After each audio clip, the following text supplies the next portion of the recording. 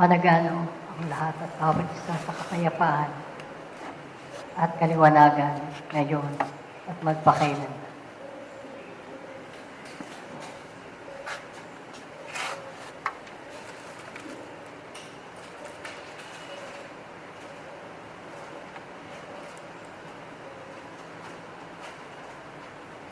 Isang magandang panahon ang ibinibigay sa lahat at bawat isa na kinakailangan maipagpatuloy ninyo ang inyong mga dakilang tungkulin bilang manglalakbay panahon, kapatagan ng lupa. At katotohanan sa mga landas na inyong tinutunguhan ay naroroon ang patag. Naroroon ang mga mababato, matitinig, at alin sa mga bagay na ito'y kinakailangan ninyong mahawi sa inyong paglalakbay at maihanda ang sariling iyan sa maraming pagsubok na handulong sa inyong pagkatao. At sa umagang ito'y lagi nang ang inyong mga sarili dumudulog sa kabilugang ito. At kayo rin ang nakakakilala sa inyong sarili kung ano ang inyong mga pagkukulang.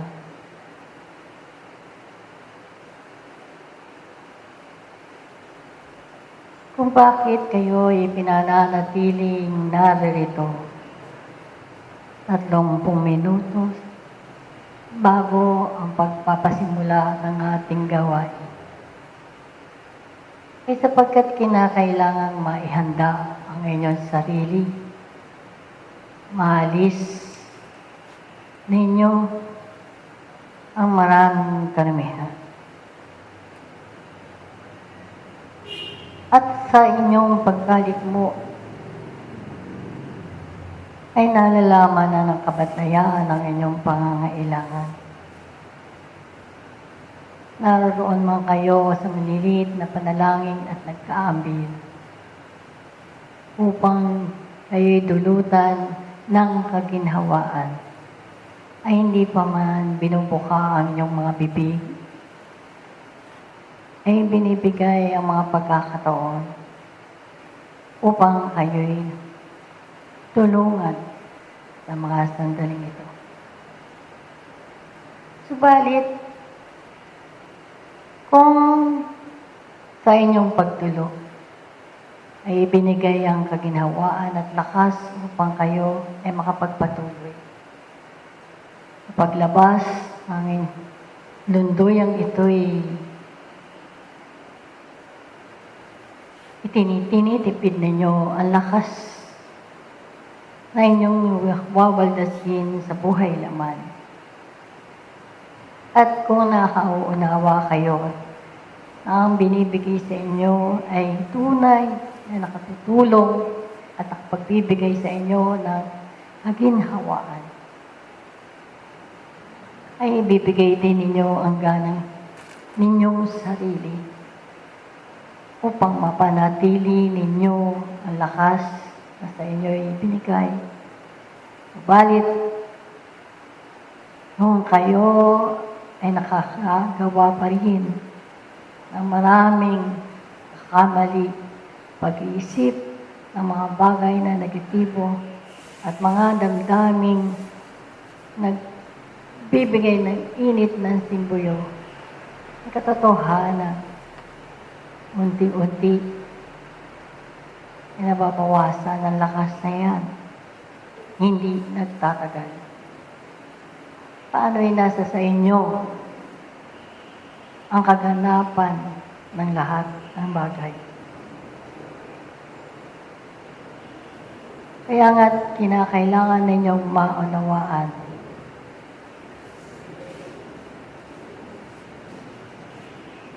na ang pagbibigay ng mga sandali, katulad sa umagang ito, ay tunay nga ninyong maibigay din ang sariling iyan. Sa tunay na kaganapan na inyong paiiralin, hindi lamang sa paglabas ng lutuyang ito, hindi kayo minsan mang lupalop kayo kumaroon. Dahil kinakailangang mahihimpil ang sarili. Higit kayo mayroon ng kasakitan sa laman. Kung mayroon man ng isang sakit na inaakala ninyong makapagbibigay sa inyo ng pagkatakot, alalahanin, at nagbibigay ng bagabag, ay higit ninyong pag-aralan at kilalanin ang inyong mga sariling kahinaan. Sapagkat saan nga ba nagmula ang karamdamang iyan? Hindi bagat sa inyong pagpapabaya rin sa mga panahon na inaakala ninyong ang lahat ng mga bagay na naisubo ninyo sa inyong katawang laman ay makapagpapasigla at makapagpapahaba ng inyong buhay. Subalit sa katotohanan ng lahat ng labis ay hindi pangangailangan. O kaya nga't nagkakaroon ng epekto ang mga labis sa inyong mga sarili. Hindi lamang sa mga isinusubo sa inyong mga bibig, kundi gayon din ang winawaldas ng inyong mga sariling ako. Yung mga negatibong lakas, yung mga pag-iisip na naipailan lang ninyo sana nga yung ding mga kataga at salitang namumutawi sa inyong mga labi sa tibukin ng inyong mga damdamin. Ang mga bagay na ito ay nakapagdudulot din ng epekto para sa inyong sariling ako. Kaya nga, mag-aaralan ninyo, magtitimbang at magsusuri sa inyong kalagayan. Sapagkat kung naghahari sa inyo ang mga negatibo at mga alitigtiging nakapagbibigay lamang ng pagkauntol sa inyong pag-usulong, ay kinakailangan ninyo ang magdili-dili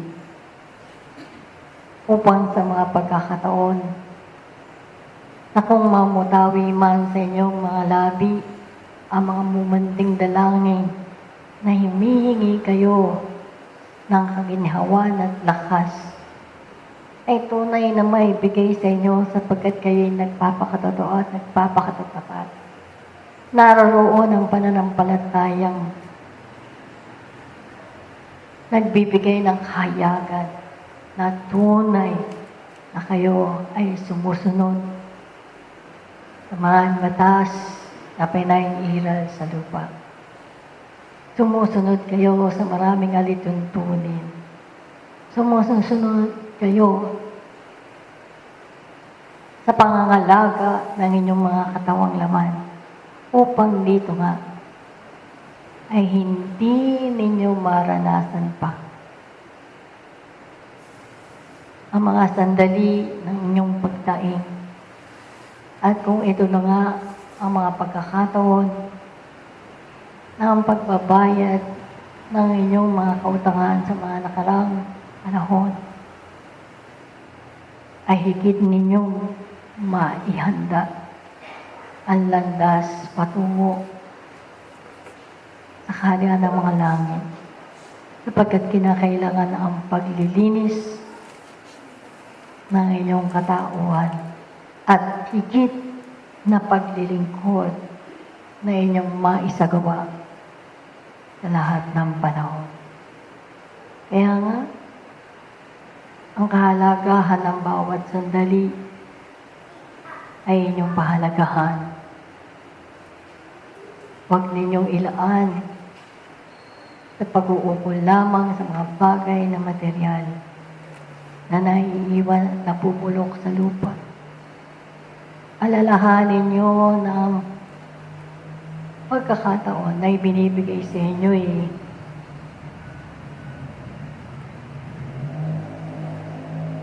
marinig ninyo ang tinig sa ilang, makapagsimula at makapagpatuloy, nahawanin ang daan, mabato man, matinik man, maburol man at mabangin,